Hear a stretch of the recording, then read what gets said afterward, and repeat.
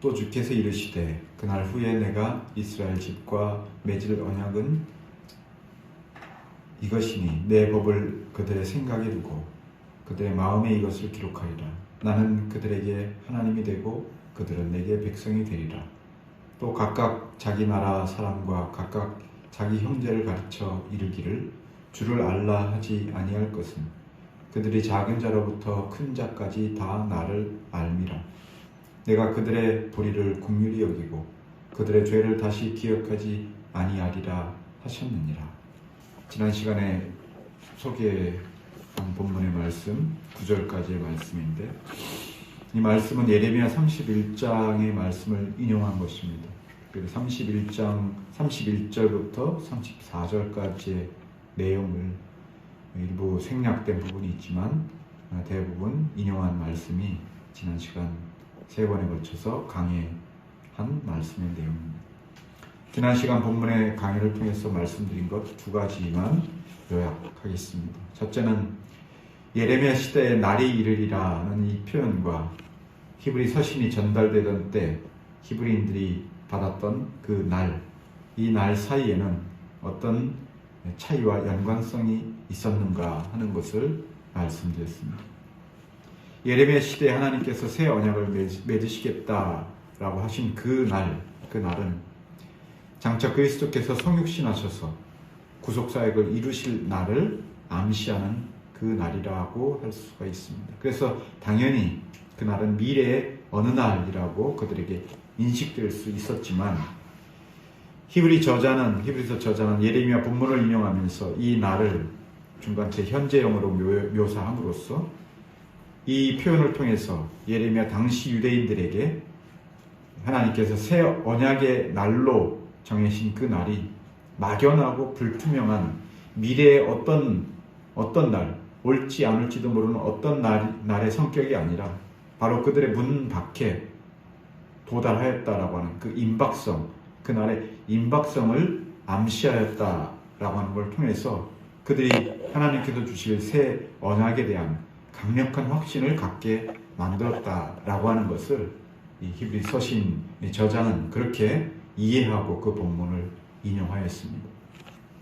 동시에 오늘 본문을 읽는 신약의 성도들, 우리를 포함한 신약의 모든 성도들에게는 이러한 표현을 통해서 그리스도께서 다시 오실 재림에 대한 소망과 기대 역시 같은 맥락에서 강력한 확신을 갖도록 촉구하는 그런 말씀으로 이해될 줄로 압니다.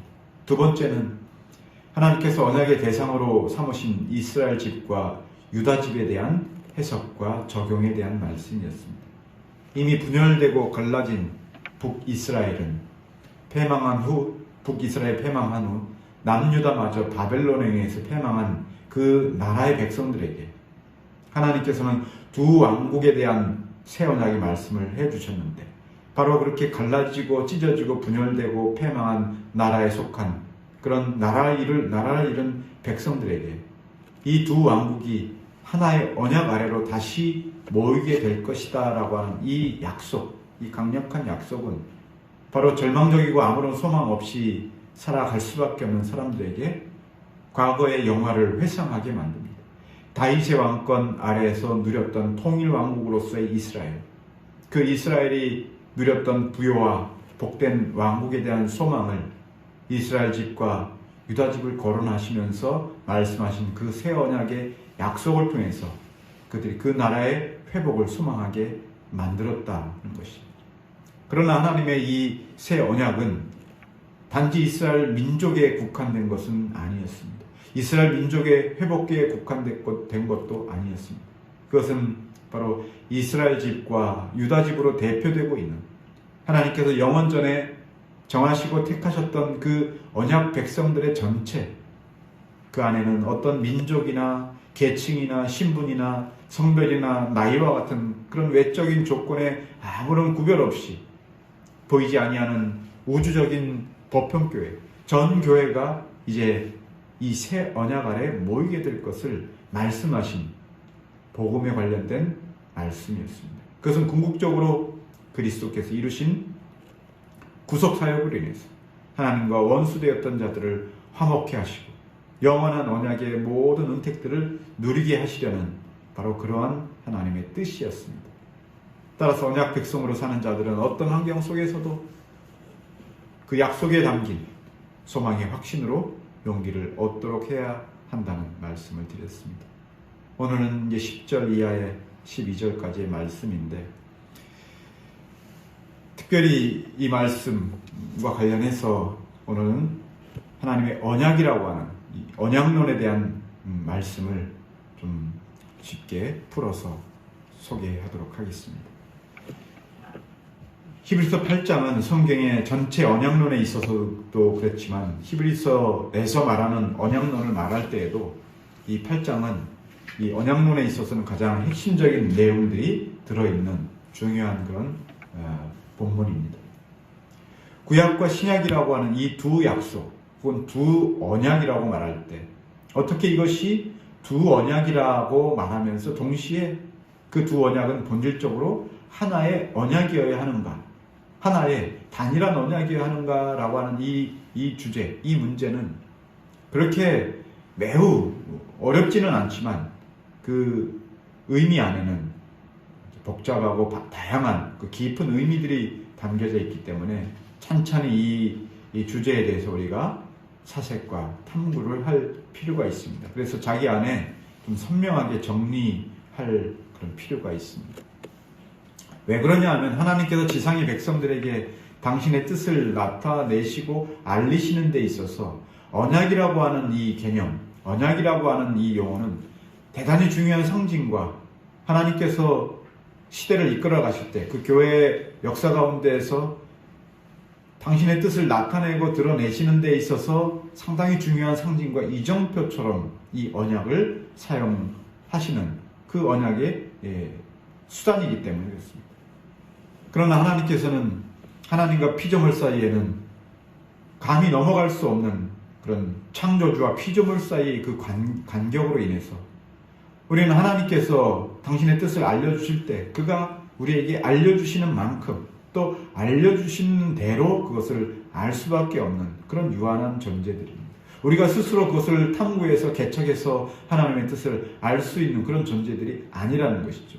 언제든지 하나님께서 열어주실 때, 하나님께서 보여주실 때, 하나님께서 가르쳐 주실 때만 비로소 우리는 그때 잠깐 하나님의 뜻을 알 수 있는 그런 존재들입니다.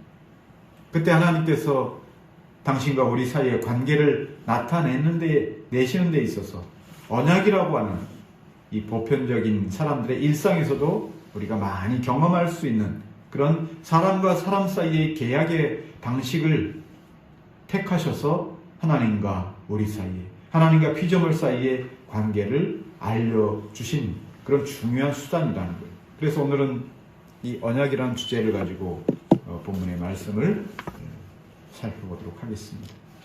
주로 오늘은 10절 말씀 일부만 중심으로 해서 소개하도록 하겠습니다. 10절에서 저자가 그날 후에라고 말했습니다. 10절에서 또 주께서 이르시되 그날 후에 내가 이스라엘 집과 맺을 언약은 이것이니, 이런 말씀으로 시작이 되고 있는데, 여기서 가리키는 그날이라고 했을 때 이 날은 8절에서 말한 날과 달리 9절의 내용을 받는 날입니다. 9절은 예레미야 선지자를 통해서 패망한 유대 백성들을 향해서 하나님께서 하신 말씀입니다. 그들의 선조들이 시내산에서 하나님과 맺었던 언약 안에 머물러 있지 아니하였고 하나님께서는 그들을 돌보지 아니하였다라는 이 말로서 첫 언약으로 표현됐던 시내산 언약이 파기되었다는 것을 암시적으로 9절은 표현하고 있습니다. 따라서 여기서 말하는 그날 후에라고 하는 것은 이렇게 첫 언약이 파기된 이유를 말하는 것입니다. 물론 여기서 첫 언약의 파기를 언제로 볼 것이냐, 광야 1세대 이스라엘이 가나안으로 들어가지 못했던 자들, 그러니까 여호수아를 필두로 해서 2세대들이 가나안 땅으로 들어갔고 1세대들은 광야에서 다 땅에 묻혔다라고 하는 말씀을 통해서 그때가 언약의 파기가 된 때로 볼 것인가 하는 것은 여러 가지 점에서 여지를 둘 수밖에 없습니다. 왜냐하면 가나안 땅으로 들어가지 못한 자들 전부가 그럼 이 언약을 파기한 불순종한 자들인가? 라고 했을 때 꼭 그렇지 않다는 것이에요. 그 당시 1세대 선조들의 전체 특성이 그러하다라고 하는 것으로 이해할 필요가 있습니다. 모세도 가나안에 입성하지 못했습니다. 그러나 모세를 불순종한 선조들에 포함시키지는 않습니다. 바로 여기에 대표성의 원리가 있는 것입니다. 그때 광야에서 광야를 건너갔던 1세대 이스라엘 대부분이 그렇게 언약에 순종하지 않았다라고 하는 뜻이고, 그 안에는 하나님의 신실한 백성들도 있었을 것이고 참된 백성들도 있었을 것이고 하나님께 온전한 순종을 드린 그런 자들도 있었으나, 그 시대의 특징은 하나님께 불순종한 시대의 특징이므로 그때 함께 불순종한 자들과 함께 순종했던 일부 신실한 자들도 광야에 묻힐 수밖에 없었다라고 생각해야 됩니다. 그리고 가나안 땅에 입성한 2세대들 역시, 2세대 백성들도 역시 여전히 개선되지 않은 불순종의 모습들이 지속되었다라고 하는 것을 포함하고 있는 것입니다. 그래서 10절부터 12절까지는 바로 그런 의미에서 둘째 언약, 즉 파기된 첫 언약의 본질을 계승한다라고 하는 점에서의 둘째 언약이라고 하는 표현, 또 방식과 실체에 있어서는 옛 언약과 확연히 구분된다라고 하는 점에 있어서 새 언약으로 표현되고 있는 이 두 언약의 차이와 그것이 가져오게 될 변화와 결과를 제시하고 있습니다. 옛 언약과 새 언약이라고 했을 때 그런 계승과 그 다음에 차이의 개념이 그 안에 포함되어 있다고 하는 것이에요. 그래서 완전히 첫 언약과 둘째 언약을 단절시켜서도 안 되고 새 언약과 옛 언약을 동일시 여겨서도 안 되는 구분과 구별의 개념이 그 안에 들어가 있는 것이에요. 옛 언약에 대비해서 새 언약이라고 했을 때 그 차이가 어떤 차이냐라고 했을 때, 둘째 언약으로서의 새 언약은 첫 언약, 즉 옛 언약보다 훨씬 더 나은 점이 무엇이었는가 하는 것을 지금까지 여러 개념들을 통해서 말해 왔습니다. 예수 그리스도께서 모세와 아론 제사장직보다 훨씬 더 탁월하시다라고 하는 점을 저자는 본장 이전까지 오랜 논증을 통해서 이것을 입증해 왔던 것처럼, 하나님의 언약과 관련해서도 마찬가지로 저자는 이 말씀을 대하는 히브리 개종자들이 이제는 옛 언약의 굴레에서 벗어나 새 언약으로 들어와 그 안에서 더욱 부요하고 탁월한 하나님의 은혜를 누리도록 하려는 데 목적이 있었던 것입니다. 그래서 본문에서 밝히고 있는 것처럼 하나님께서 이스라엘 집과 언약을 맺으려 하시겠다라고 하는 그 언약의 핵심적인 내용은 본문에 밝힌 것처럼 나는 그들에게 하나님이 되고 그들은 내게 백성이 되리라 라고 하는 이 말씀, 이것이 언약론에 있어서 가장 핵심되는 그런 명제라고 할 수가 있겠습니다. 나는 그들의 하나님이 되고 그들은 내게 백성이 되리라. 하나님께서는 이 언약을 통하여서 원하시는 결과가 단지 그들의 하나님이 되고 그들은 내게 백성이 되는, 이것이 그가 언약을 맺으신 목적의 최종적인 결과물인가, 최종적인 완성인가 라고 하는 그런 질문을 할 수가 있습니다. 비록 이것이 하나님께서 이 언약을 통해서 이루시려는 핵심 내용이지만 이것은 언약의 본질적이고 궁극적인 그리고 최고의 목적은 아니라고 할 수 있어요. 창조의 목적은 무엇일까요? 창조의 목적은 하나님께서 이 세상 만물들을 창조하시고 그 가운데 사람을 두시는 것이 최종적인 목적은 아니었습니다. 세상이 그대로 존재하고 사람이 살아가는 것이 하나님의 창조의 목적은 아니었습니다. 그 창조의 목적을 통해서, 그 창조를 통해서 하나님께서 받으시고자 하는 것이 있었다는 것이, 그것이 무엇일까? 인간의 삶의 목적은 무엇입니까? 인간의 삶의 최종적인 목적은 단지 생존이 아닐 것입니다. 살아있는 것 자체가 우리 삶의 유일하고 최종적인 목적이라면 그것은 짐승의 삶과 다를 바가 없겠죠. 살아있으되 그 살아있는 그 삶의 가치가 무엇인가? 가치를 부여할 때, 가치를 찾았을 때 생존이라고 하는 인간의 그 삶 자체가 의미가 있는 것이죠. 그럼 가치라고 할 때 그 가치는 어떤 가치가 최고의 가치가 될 수 있을까? 여러 가지 각각 사람들마다 그 가치의 고귀함에 대해서 생각하는 내용과 방식과 요소들이 다 다르겠죠. 그러나 이것을 한마디로 축약을 한다면, 모든 것을 다 포괄한 한마디로 축약을 한다면 결국 인간의 삶을 통해서 인간이 이루고자 하는 최고의 목적은 뭐냐? 복을 누린다는 것이죠. 복을. 그 복의 형태가 다 각각 다를 수 있겠지만 결국 그가 얻고자 하는 것은 최고의 복을 누리는 삶을, 생존 자체가 아니라 그 생존의 의미를 부여하는, 가치를 부여하는 의미로서 복을 누리는 삶이 결국 인간이 삶을 통해서 궁극적으로 얻게 될 그 목적이 아니겠는가? 그럼 복이라고 했을 때 이 복은 무엇이 진정한 복이고 무엇이 가장된 복일까? 진정한 복은 어디로부터 어떻게 얻어지는 것일까? 진정한 복이다라고 했을 때 진정한이라는 말이 함유하고 있는 것은 시대와 상황과 조건과 형편이 달라지더라도, 언제 어느 때 보더라도 그 복이라고 하는 것은 언제나 참인 것이 돼요.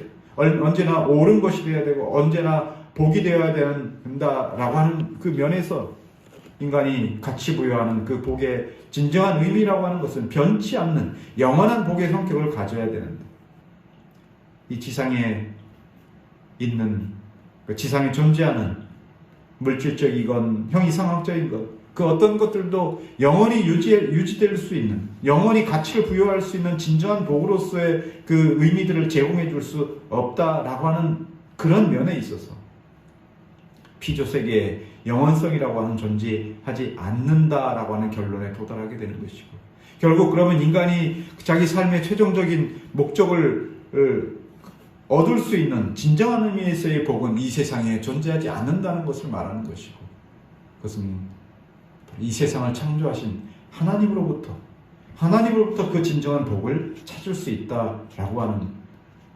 필연적인 결론에 도달하게 되는 것입니다. 그래서 인간의 삶의 진정한 목적이 무엇이냐, 참된 가치가 무엇이냐라고 했을 때 바로 그것은 하나님으로부터 나오는 것이고 하나님을 향하는 것이다라고 했을 때 이것은 모든 창조의 목적은, 그 창조의 최종적인 목적은 하나님의 영광이 최종적인 목적이다라고 하는 성경의 이 가르침과 잘 부합하게 되는 것입니다. 마찬가지로 이 언약의 최종적인 목적은 나는 너희들에게 하나님이 되고 너희들은 내 백성이 되리라라고 하는, 이것은 가까운 목적이지만 마지막 목적, 최종적인 최고의 목적은 바로 하나님의 영광을 드러내고 나타내고 살아가는 것이 최종적인 언약의 목적이라고 할 수 있겠습니다. 이것을 에베소서 1장 4절 이하 6절에서 말씀하고 있습니다. 창세전에 그리스도 안에서 우리를 택하신 이유와 목적이 무엇인가? 그의 은혜와 영광을 찬송하게 하려는 것이다. 이것이 인간이 창조된 창조의 목적이며 하나님께서 우리와 언약을 맺으시고자, 그래서 그들에게 하나님 되고 그들은 내 백성이 되리라고 하는 이 언약의 핵심 내용을 통해서 이루시고자 하는 최종적인 목적입니다. 그가 영광을 받으시기 위한 것, 그의 영광이 드러나는 것입니다. 그래서 이 최고의 목적이 피조물들 가운데 피조세계에 성취될 때 비로소 만물들은 평안을 얻고 사람들은 영원한 안식의 복을 누리게 된다는 것. 하나님께서 수단으로 사용하시는 언약은 바로 그런 의미에서 하나님의 영광에 이르는 도상에서 이정표처럼 그의 백성들에게 표식으로 주시는 것입니다. 물론 하나님은 홀로 계셔도 피조물에 의해서 영광을 받지 않으셔도 홀로 영광스러우신 분이시고 그분 자체만으로도 피조물에 의해서 영광이 감소되거나 혹은 영광이 거기에 그분의 영광이 더해질 수 없는 그런 완전한 분으로 계시는 그 하나님이시죠.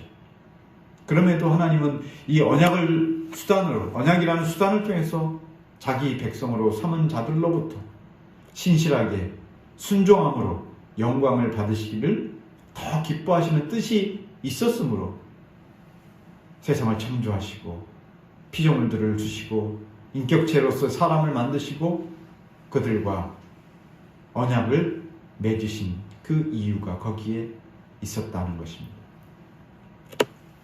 그렇다면 어째서 하나님께서 언약이란 수단을 통해서 이 뜻을 이루셔야만 했을까? 이것을 설명하기 위해서는 처음 세상의 창조 때로 우리가 돌아가야 됩니다. 하나님의 말씀은, 하나님께서는 말씀으로 만물을 지으시고 그 가운데 사람을 창조하셨고 그들로 하여금 하나님께서 지으신 만물을 정복하고 다스리고 경작할 임무를 창조 때 그에게 부여하셨습니다. 하지만 단지 그들이 창조된 만물과의 관계를 그런 식으로 돌아보고 그 속에서 살아가는 것만이 그들이 삶의 최고의 임무, 그들이 맡은 최고의 임무는 아니었습니다. 호세아 선지자를 통해서 하나님이 진정으로 원하시는 것은 바로 이것이었습니다. 하나님을 아는 것이다 라고 말씀하셨는데 하나님은 그런 관계를 통해서, 그런 질서를 통해서, 그런 임무 수행을 통해서 그가 원하셨던 것은 하나님이 누구이신가, 하나님이 어떤 분이신가를 아는 것이었습니다. 하나님이 어떤 분인가, 누구이신가 아는 것은 결과적으로 하나님을 존경하고 하나님께 영광을 돌리는 것으로 귀결될 수밖에 없는 전 단계라고 볼 수가 있습니다. 그러면 하나님은 첫사람이 어떻게 하나님을 알기를 원하셨을까? 그것은 첫사람 아담이 만물과 자신의 관계, 그러니까 다스리는 자와 다스림을 받는 관계로 인식했던 것처럼 하나님도 당신과 첫사람의 관계가 바로 다스리는 자와 다스림을 받는 자의 관계로 알기를 원하셨다는 것이 전자의 지식, 즉 사람과 피조물들의 관계에 관련돼서 얻게 된 지식은 사람이 하나님과 관계에서 얻게 된 지식, 즉 후자의 지식으로부터 나오는 것이고, 그러나 후자의 지식, 즉 하나님에 대한 지식은 피조물과의 관계, 일상의 삶에서의 얻게 된 그 지식을 통해서 더 강화되고 풍요로워진다는 사실을 아셔야 된다는 거예요. 하나님께서 돕는 배필로 하와를 주신 이유가 무엇일까요? 아담은 행위 언약을 통해서 하나님과 자신이 어떤 관계인지를 알았습니다.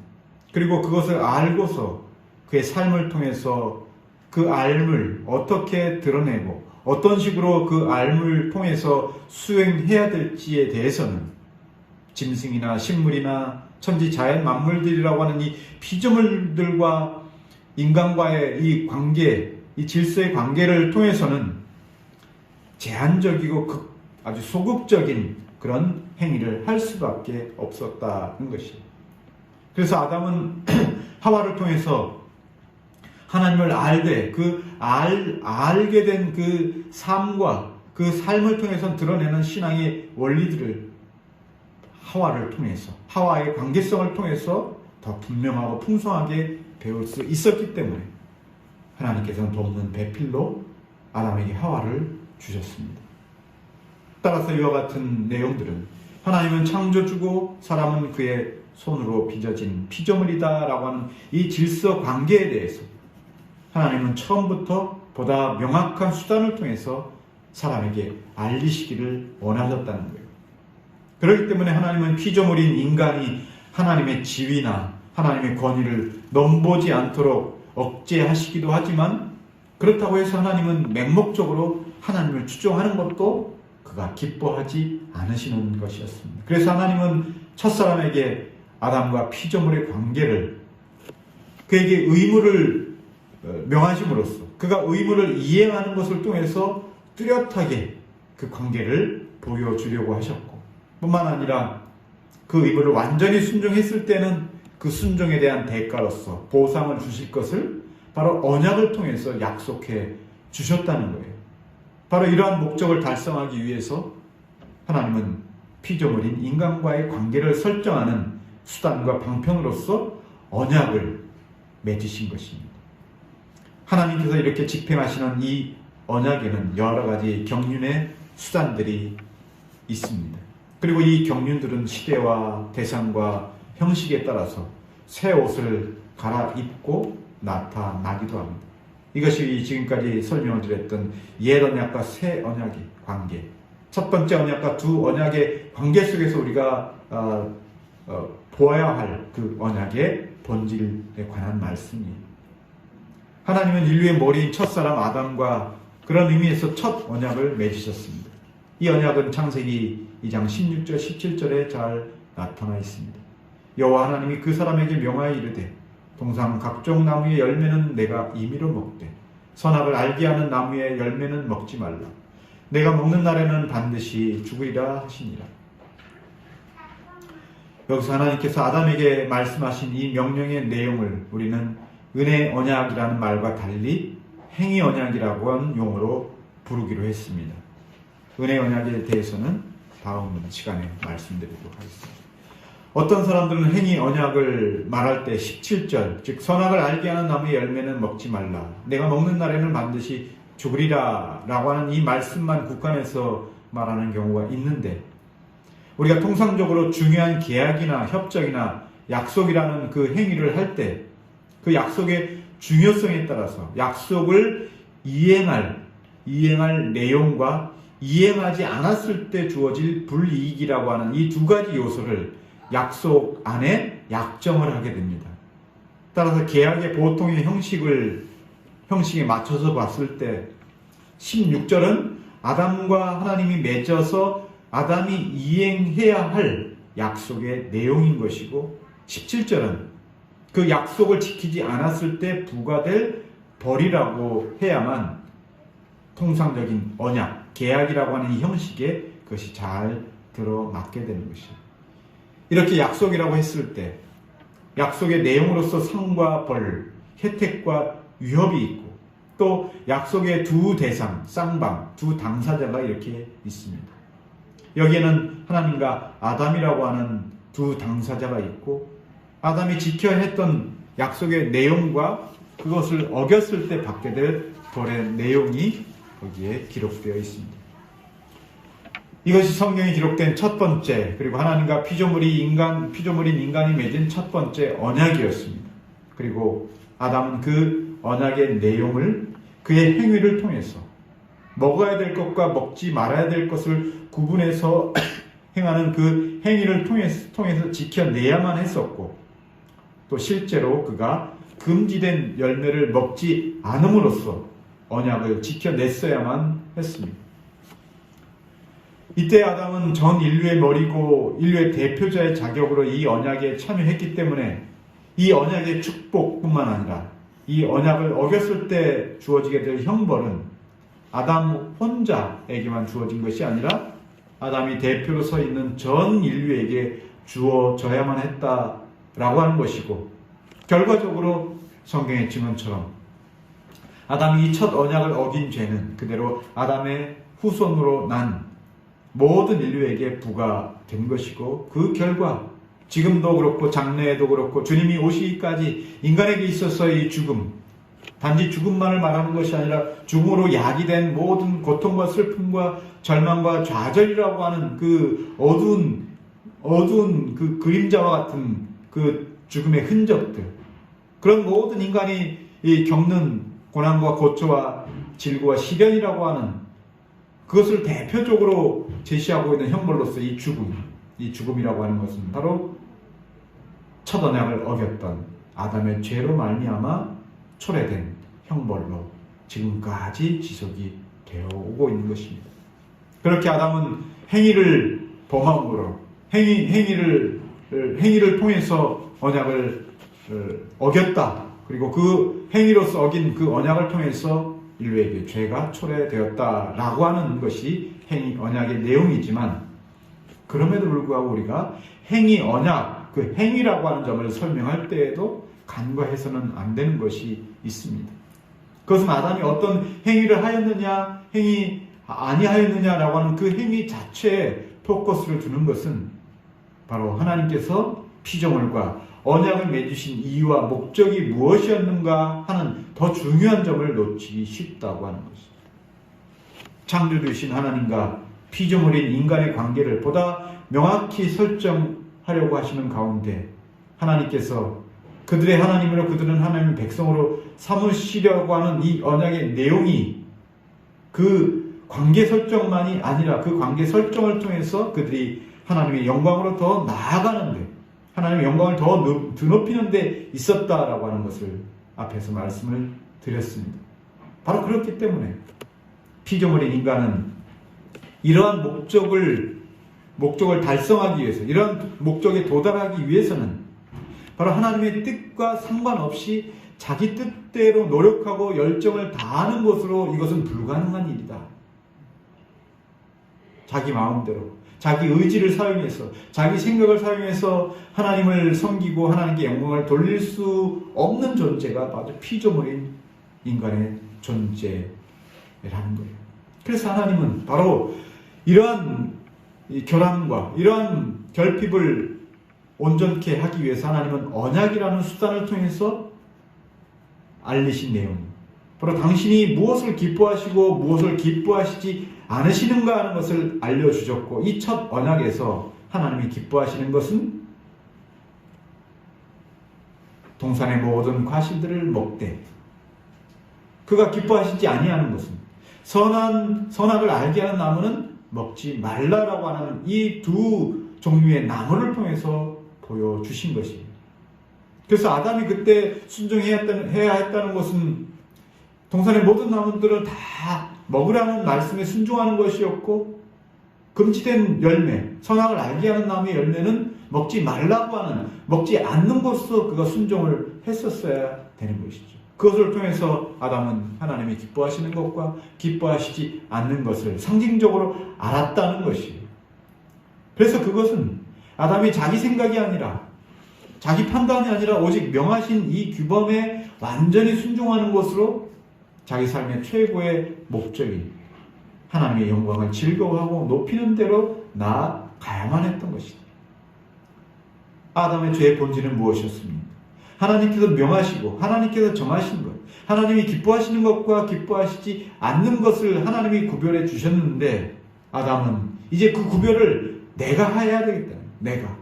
내가 그 선악을 분별하는 지식을 내가 갖겠다라고 하는 것은 하나님의 자리에 올라가겠다는 것이고, 하나님의 권위를 탈취하겠다라고 하는 죄의 근본적인 본질을 드러낸 것이다라고 보여집니다.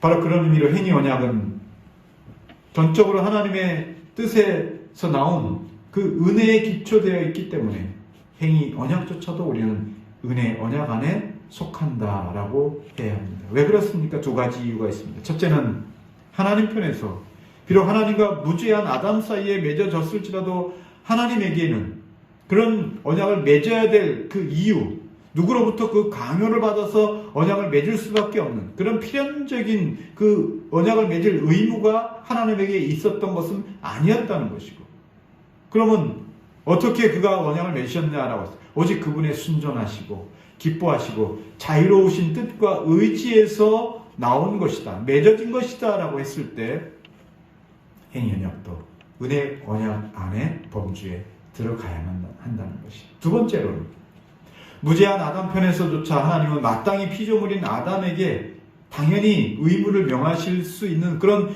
권위, 그런 자격을 가지신 분이죠. 창조주와 피조물의 관계 사이에.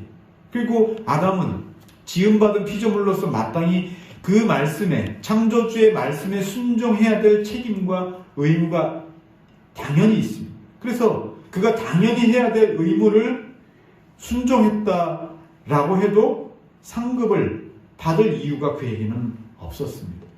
그럼에도 하나님께서는 그가 온전히 순종했을 때 상급을 약속해 주셨죠. 만일 그가 모든 명령을 다 지킬 수 있었다 하더라도 그럼 그 지킬 수 있는 능력을 누가 주셨는가라고 했을 때 그 능력을 주신 이가 하나님이시기 때문에 그가 수행한 행위로서 수행한 것 이상으로 그가 보상을 받을 이유가 없었다. 그렇지만 하나님께서 당연한 의무를 수행한 자에게 그가 행한 것 이상의 보상을 약속하셨다면 이것 또한 넘치는 은혜에서 나온 것입니다. 행위 언약도 은혜 언약이라고, 은혜 언약으로부터 나온 것이다라고 말할 수 있다는 거예요. 로마서 11장 6절에 이것을 증거합니다.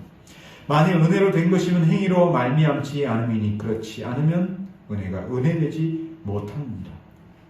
그러나 이러한 은혜도 불구하고 아담은 범죄하여 타락했기에 그와 그 이후에 태어날 모든 인류는 행위 언약의 형벌인 죽음 아래 놓이게 되었다는 이 사실을 오늘도 우리는 경험하고 있습니다.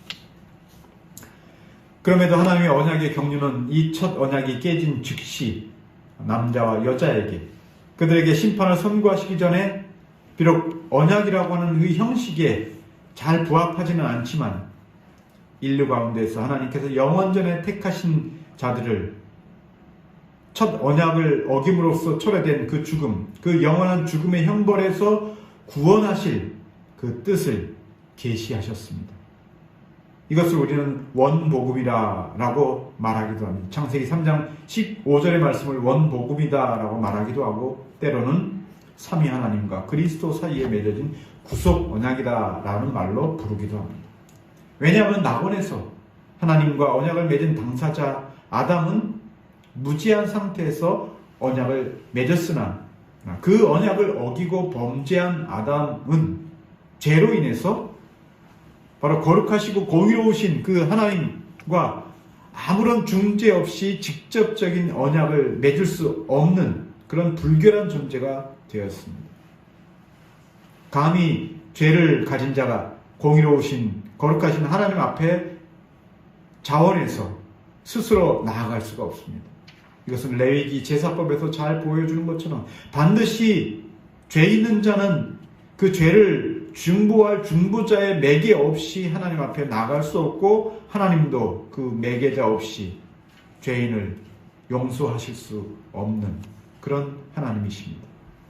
그래서 하나님은 창세기 3장 15절에 내가 너를 여자와 원수가 되게 하고 내 후손도 여자의 후손과 원수가 되게 하리니 여자의 후손은 내 머리를 상하게 할 것이요 너는 그의 발꿈치를 상하게 할 것이다 라고 선언하신 이 원복음의 말씀, 구속 언약의 이 말씀 가운데 여자의 후손이다 라고 하신 이 말씀은 장차 성육신으로 오실 예수 그리스도께서 아담의 범죄로 인해서 하나님과 불화하고 반목하고 갈라졌던 그 언약 백성들을 하나님과 다시 화목케 하시고 그리고 그리스도 안에서 다시금 하나님과의 그 언약 관계를 회복하실 것을 말씀하신 내용으로서 그래서 원복음이다 라고 말하는 것이고 구속의 언약이다 이렇게 설명을 하는 거예요.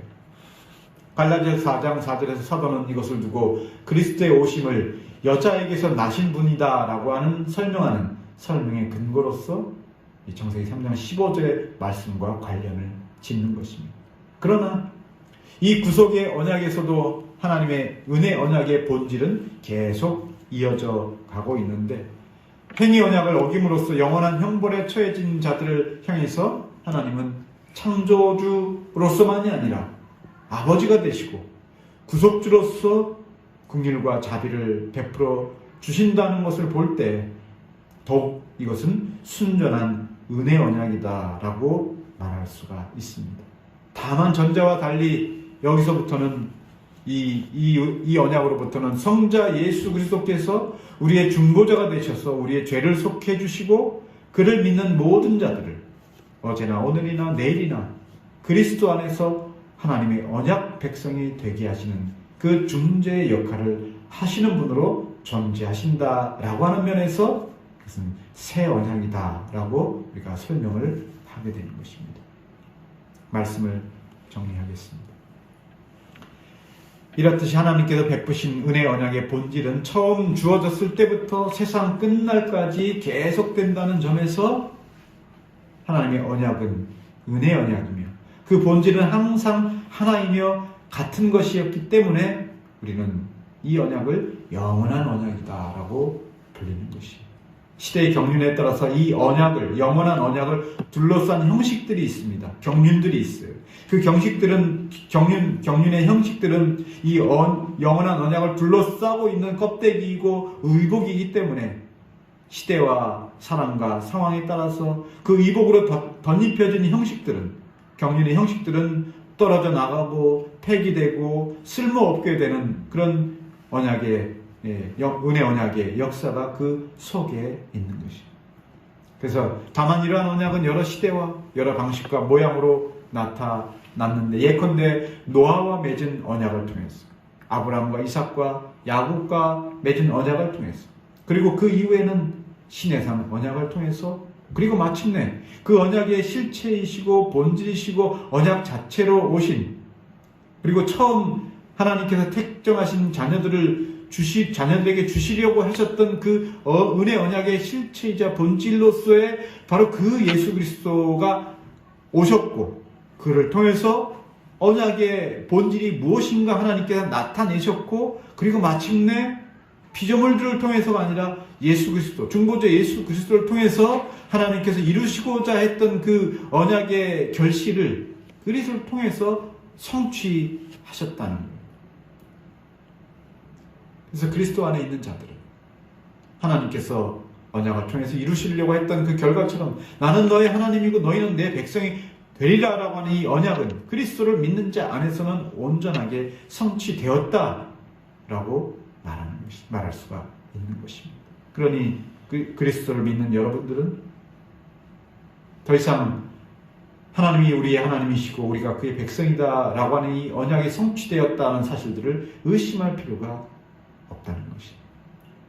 이런 하나님의 은혜 역사의 장구한 역사 가운데 예레미야 선지자로 하신 말씀은 지나간 세대를 탓하려 하신 것도 아니고 또 약한 자들을 위협하려고 하는 것도 아니었습니다.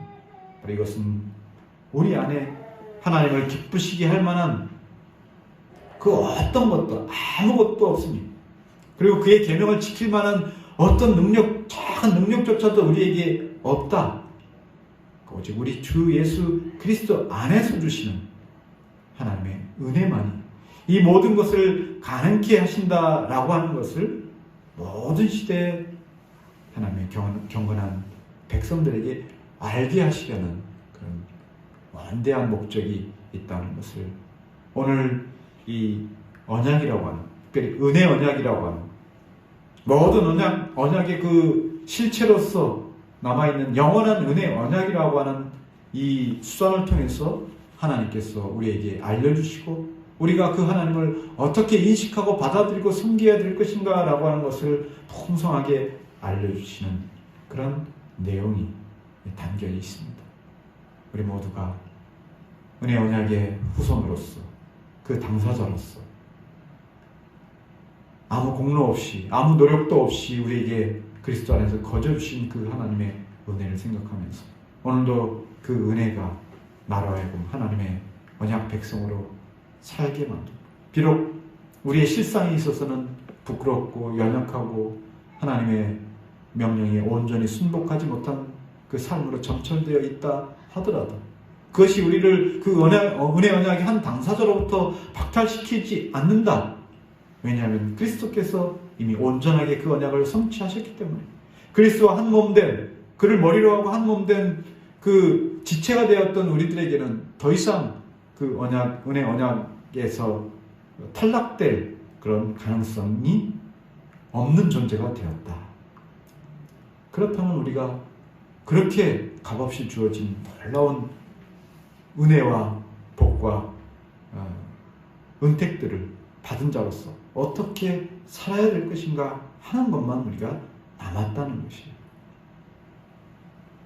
그런 믿음을 가지고 그 은혜 언약의 당사로서 자격과 능력과 은혜를 부여받은 자답게 살아가는 우리 모든 삶이 되시기를 바라겠습니다.